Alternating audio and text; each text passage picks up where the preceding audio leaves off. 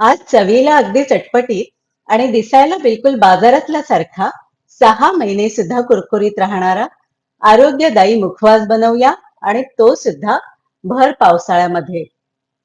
जेवणानंतर मुखवास सगळ्यांच्याच खूप आवडीचा.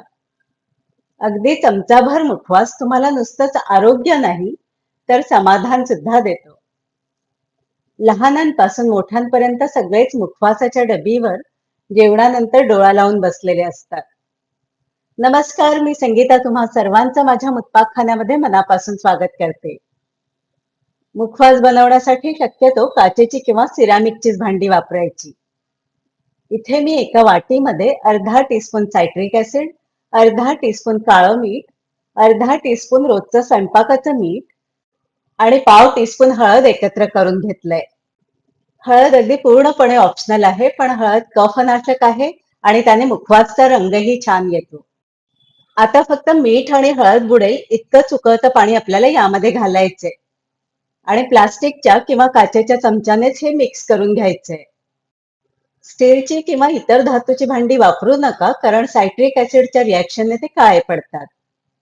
गरम पाणी असल्याने मीठ आणि सायट्रिक ऍसिड एकदम छान मिक्स होऊन जातं. आता मुखवासचं सगळं साहित्य आपण एकत्र करून घेऊया. तेही स्टीलच्या भांड्यात घेऊ नका, तर काचेच्याच भांड्यामध्ये मी एक वाटी स्वच्छ निवडून घेतलेला ओवा घातलाय. त्याच वाटीने अर्धी वाटी बडीशोप घ्यायची. एक वाटी तीळ घेतले. तीळ शक्यतो अनपॉलिश्ड असतील असेच घ्या. अर्धी वाटी धणा डाळ घ्यायची. याशिवाय मी इथे एक वाटी अळशीच्या बिया घेतल्या आहेत. याला फ्लॅक्स सीड्स असं सुद्धा म्हणतात. अर्धी वाटी सूर्यफुलाच्या बिया घ्यायच्या. तुम्ही हवं तर खरबुजाच्या बिया सुद्धा घेऊ शकतात.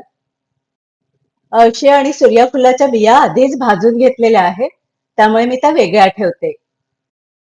आता जे मीठ आणि सायट्रिक ऍसिड आपण मिक्स करून ठेवलं होतं, ते तयार केलेल्या मुखवासच्या साहित्याला लावून घ्यायचंय. तर सगळ्यात आधी हे साहित्य मिक्स करून घ्यायचं आणि चमच्याने थोडं थोडं मिश्रण यामध्ये घालून घ्यायचं.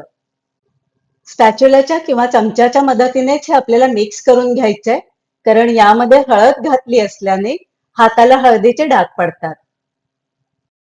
या साहित्यामध्ये बघा, हळद, ओवा, अळशी हे सगळे कफनाशक आहेत. याशिवाय बडीशोप, धणा डाळ हे पाचक असतात. त्यामुळे हा मुखवास खूपच आरोग्यदायी असतो. परफेक्ट मीठ आणि आंबट असल्याने मुलांना आणि मोठ्यांनाही परत परत खावासा वाटतो. आता तास 2 तासासाठीच हा ओवा आपल्याला पंख्याखाली सुकू द्यायचा आहे. पावसाळा असला तरी सुद्धा हा मुखवास अगदी कुरकुरीत बनून तयार होतो आणि 6 महिने तसाच टिकून राहतो. हे मी तुम्हाला गॅरंटीने सांगते. तासाभराने नॉनस्टिक किंवा सिरामिकच्या कढईमध्ये हा ओवा आपल्याला भाजून घ्यायचा आहे. ओवा बघा, ओला असला तरी सुद्धा छान मोकळा झालाय. सगळा ओवा असा कढईमध्ये काढून मध्यम आचेवरती सतत हलवून कुरकुरीत होईपर्यंत आपल्याला भाजून घ्यायचा आहे. साधारण 10 मिनिटांसाठी हा ओवा आणि तीळ मी भाजून घेतलाय. ओवा भाजत असताना अगदी थोडा ओवा घ्यायचा आणि दातांखाली चावून बघायचा. ओवा आणि बडीशोप छान कुरकुरीत झाले. आता यामध्ये वाटीभर अळशीच्या ज्या बिया घेतल्या होत्या त्याही घालून घ्यायच्या आणि मिक्स करून घ्यायचं. अगदी तशाच सूर्यफुलाच्या बिया आहेत, त्याही मी घालून घेते. तुम्ही सूर्यफुलाच्या बियांऐवजी खरबुजाच्या बिया किंवा इतर कुठल्या बिया घालायच्या असतील तर त्याही घालू शकता. अळशी आणि सूर्यफुलाच्या बिया आधीच भाजलेल्या होत्या, त्यामुळे अगदी एखाद मिनिटच हा मुखवास मी परतून घेते आहे. मुखवासचा रंग बघा, अगदी बाजारातल्या रेडीमेड मुखवास सारखाच आलाय. भाजत असताना या मुखवासचा वास इतका सुरेख येतो की भाजता भाजता 4 ते 5 वेळा मी हा मुखवास खाऊन झालाय. अगदी पूर्णपणे हा मुखवास गार करून घ्यायचा आहे. इतका छोटा चमचाभर मुखवास तुम्ही रोज खाल्लात ना, तर पचनाचे प्रॉब्लेम, सर्दी खोकल्याचे प्रॉब्लेम, जिभेची अरुची हे सगळेच प्रॉब्लेम एकदम गायब होतील. गार झाला की हवाबंद बरणीमध्ये हा मुखवास भरून ठेवायचा आणि अगदी महिने सुद्धा तुम्ही हा मुखवास स्टोअर करू शकता. अगदी काकूबाई स्टाईलनेच मी हा मुखवास बरणीमध्ये भरून घेते. बरणीत भरताना खाली जो मुखवास सांडलाय ना, त्यावर माझा डोळा आहे. सगळा खाली सांडलेला मुखवास गोळा करून मीच तो गटकावणार आहे.